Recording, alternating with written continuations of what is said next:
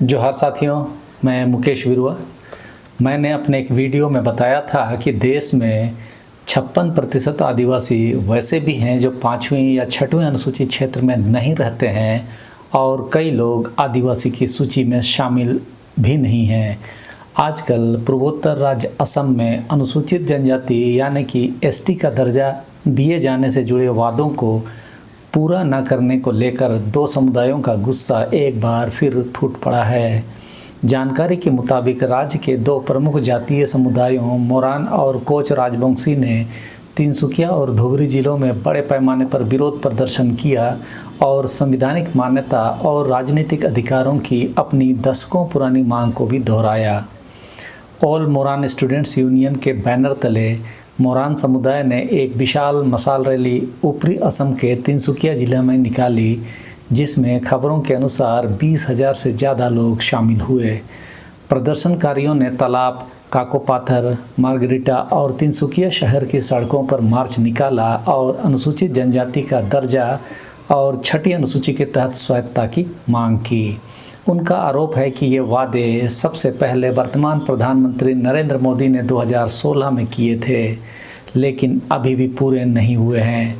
Student union के अध्यक्ष बलिंदर बोरा ने 3 मुखिया चरियाली में आयोजित एक विरोध सभा में भीड़ को संबोधित करते हुए कहा कि भाजपा ने 10 साल राज किया।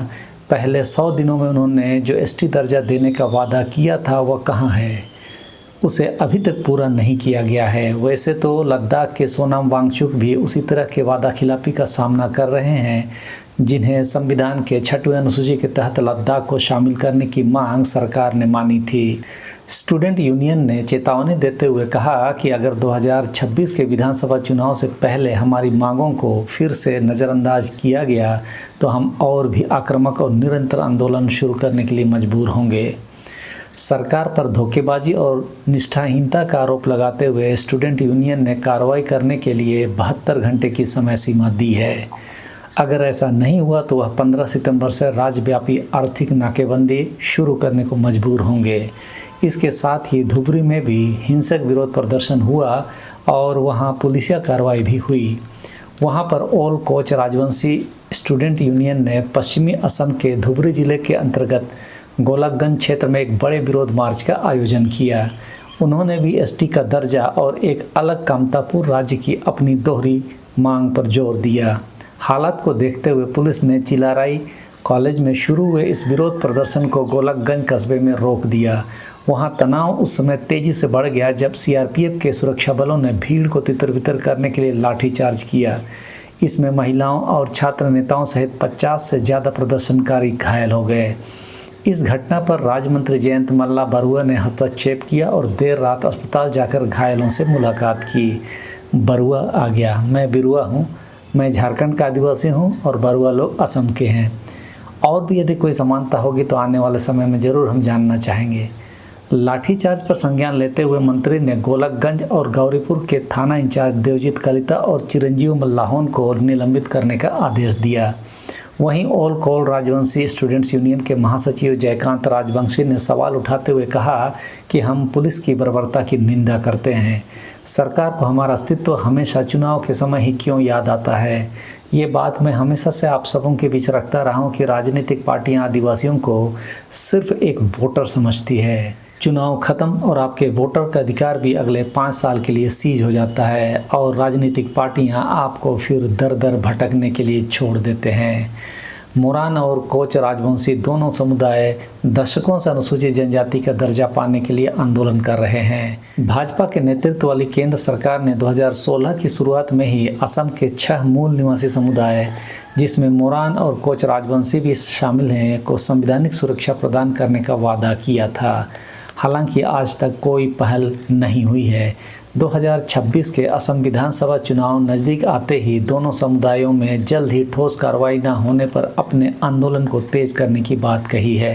राज्य में जातीय आकांक्षाओं और राजनीतिक प्राथमिकताओं के बीच संतुलन बनाने के संघर्ष के कारण अशांति की संभावना बढ़ गई है। और आपको जानना चाहिए कि असम के मुख्यमंत्री हिमंता बिस्वा शर्मा हैं, जो झारखंड चुनाव के दौरान प्रभारी के रूप में झारखंड के आदिवासियों को बरगला रहे थे। लेकिन उनके यहाँ आदिवासियों को किस तरह अपनी पहचान की लड़ाई लड़ना पड़ रहा है। वे लोग आदिवासी संस्कृति की पहचान के लिए लड़े पड़े हैं। वैसे तो प्रधानमंत्री नरेंद्र मोदी के जो वादे हैं वे अक्सर जुमले ही साबित हुए हैं, उसी तरह असम के इन दोनों आदिवासी समुदाय के लिए जो वादा था वह भी एक तरह से जुमला ही था। अब उन लोगों को समझना है कि उनके जुमलों पर कब तक वोट वे देते रहेंगे। किसी भी समुदाय को आदिवासी की सूची में शामिल करने के लिए लोकुर कमेटी के द्वारा 5 बिंदु तय किए गए हैं, जिसमें आदिम विशिष्टता जरूरी है, जिसकी कसौटी पर झारखंड में कुड़मी समुदाय पास नहीं हो सका था। दूसरा है भिन्न संस्कृति, जो कि दूसरे गैर आदिवासियों से अलग उनकी मान्यताएं, उनकी आस्था सभी गैर आदिवासियों से भिन्न हो, उन्हें आदिवासी का दर्जा दिया जा सकता है। इसमें भी टीआरआई की रिपोर्ट के अनुसार कुड़मी समुदाय पास नहीं हुआ था।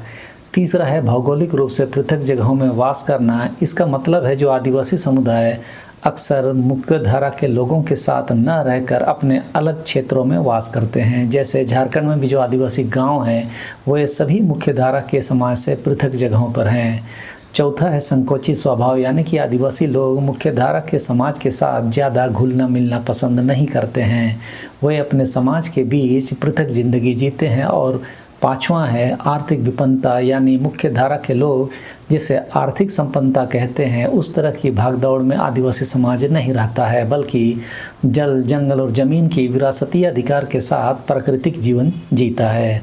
तो इन्हीं बिंदुओं के आधार पर असम सरकार की ट्राइबल रिसर्च इंस्टीट्यूट के माध्यम से एक रिपोर्ट केंद्र को राज्य सरकार के मार्फत भेजी जानी थी, लेकिन असम सरकार तो हिंदू मुसलमान में लगे रही। वे लोग वादा भी भूल गए और अगला चुनाव सामने है तो आदिवासियों ने अपनी मांगों को जोरदार तरीके से रखना शुरू कर दिया।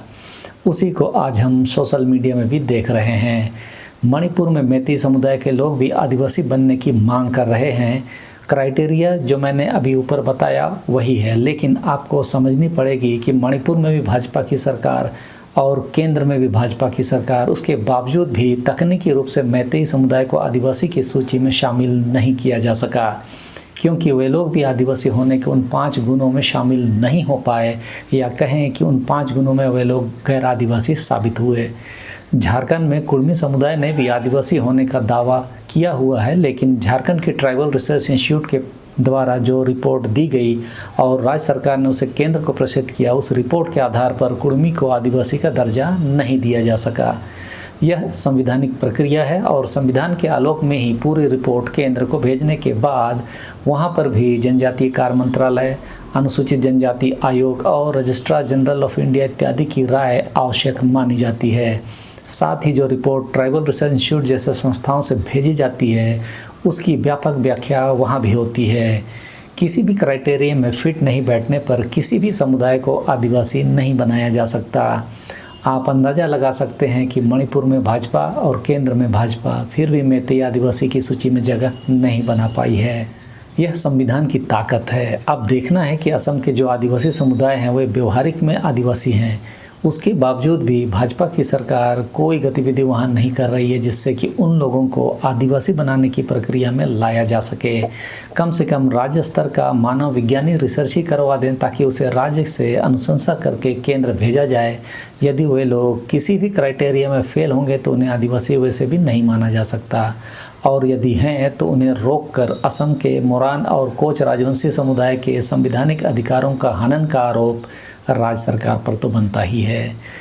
सबसे बड़ी बात ये लोग वादा करके मुकर जाते हैं। जो पिछले 11 सालों में हमने भाजपा शासन में उनके नेताओं द्वारा दिए गए वादों को जुमला के रूप में देखा और असम में वही हो रहा है।